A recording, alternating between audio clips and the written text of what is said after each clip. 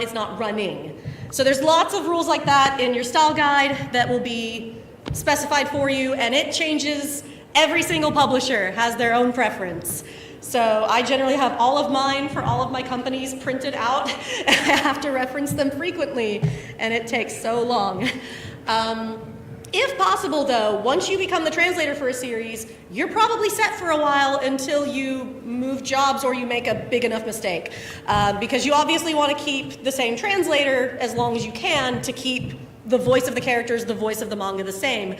Many of you have probably read a manga where you're suddenly like, that character doesn't, that's not how they sound. And that probably means a translator changed very suddenly somewhere in production. When that happens, we do try to keep, the translator will become the proofreader for a little bit where possible, so that the new person will be translating while the old translator will be proofreading and going, yeah, no, good translation, except I would have said this, and while we're in this transitionary phase, maybe we use my wording and we'll slowly nudge everyone towards your writing style, basically. Whenever we write this, it is in the form of a script, and the accepted format will change depending on the localization company you work for. This is the standard style that I use. This is one I've written for a manga called Manga, which I fully recommend if anyone hasn't read it.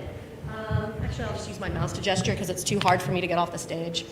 So I generally have 4 columns in my scripts. I haven't shown the 4th column because it's not useful for this presentation.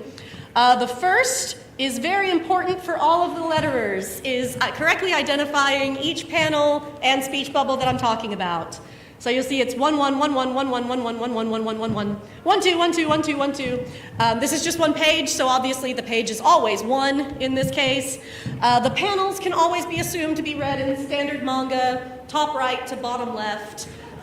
Generally everyone involved knows how to read a manga and they know what the flow is. But just in case you've got a lot happening in a certain panel, that's what column 2 is for, which is the clarifier column. So you use this both to denote general, what do you want to say, like fonts and stuff for the typesetter. I honestly think that most